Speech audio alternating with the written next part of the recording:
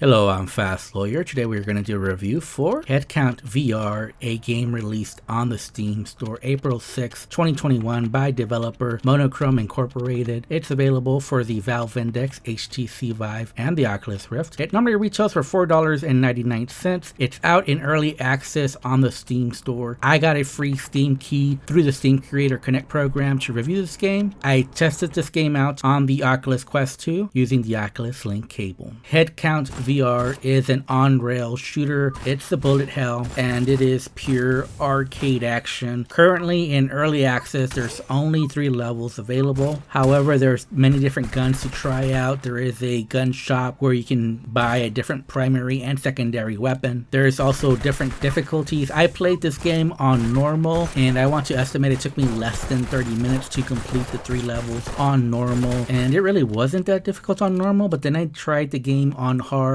and it just kicked my butt. So this game can be very challenging if you use the harder difficulties, and the game does play very differently depending on the difficulty level that you choose, along with which guns you start off with. You can also switch guns as you go through the map depending on whether guns are dropped for you to pick up by shooting them, and that's also how you pick up ammo for your primary weapon. I will add that the difficulty in hard wasn't just that the enemies took longer to kill, but also seemed your guns just weren't as good. There was more bullet spread. As I mentioned earlier, HeadCount is an on-rail shooter, and for parts of this game you are pulled forward through the game, so if you get motion sickness easily, this might not be the best game for you. I will say that the first map, the first level, is quite different than the other two. In the first map, you're pulled forward and enemies do pop up as you're being pulled forward, but for maps 2 and 3 that really doesn't happen. You're pulled forward, but then you stop behind cover, and that's when enemies pop out in front of you in a 180-degree cone.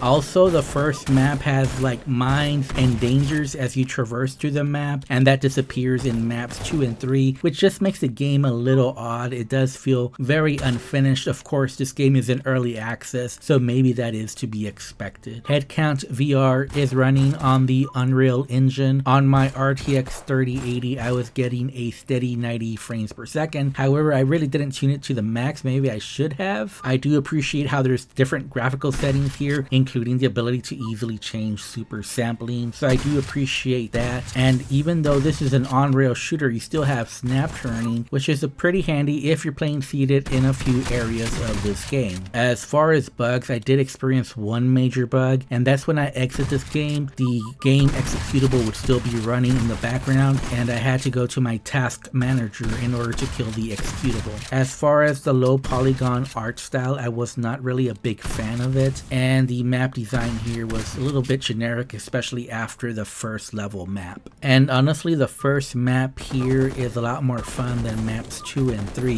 which just seemed like they were just throwaways. They weren't really well thought out, and it really did bring down the game experience, because after the first map, you're expecting maps 2 and 3 to be somewhat more interesting or more challenging, but they're really not. The sound design here wasn't all that good, but it almost doesn't matter because there's lots of visual cues in this game, and I did enjoy that part. So you'll see the outlines of enemies as they're coming out of cover, and you'll see the bullet trails as they're coming towards you, so it does give it that little bit of arcade fun to it. There are several guns to unlock in the gun shop, and that'll affect the primary weapon or secondary weapon that you start the game with. Strangely enough, your secondary weapon has unlimited ammo, but your primary weapon has very limited ammo, so you want to make sure you have a very good secondary weapon, because that'll be your main attack, especially when you're first starting out this game, especially on the normal difficulty. Now, for an on-rail shooter, HeadCount is an okay shooter in VR. Obviously, this is pure arcade action, so you're not going to have realistic gun reloads or realistic gun mechanics here. So you reload your weapons with a button click, and you'll be one-handing two-handed weapons as you have one weapon in each hand. However, this game is action-packed, and if you like that kind of arcade, constant action type of game, then you might enjoy this game. My main problem with HeadCount right now is the lack of content, and also just the map design could be a lot better. It's not what I would call a good shooter, but I believe it's a competent shooter, and it's only $5, so I'm okay with the very limited content, especially since you do have the harder difficulties and you have all the weapons you can use, so there is some replayability here. So if I have to rate HeadCount VR, I would give it a 5 5 out of 10. I think for early access, there's just barely enough here for me to give this a neutral recommendation. If you want to support development of this game, I would suggest, yeah, you buy this game. But otherwise, you might want to hold off for that additional content to come, because right now it is very limited. Anyways, I'm Fast Lawyer. If you liked my review, don't forget to like, comment, and subscribe. And as always, have a wonderful day. Goodbye.